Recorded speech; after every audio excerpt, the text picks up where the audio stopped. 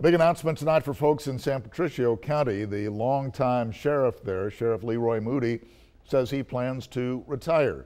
In a Facebook post just a short time ago, the sheriff says after nearly 54 years of service, his last day will be March 31st of this year. He says he's looking forward to spending more time with family, and after more than 50 years, that is certainly deserved. Our best wishes go out to him tonight.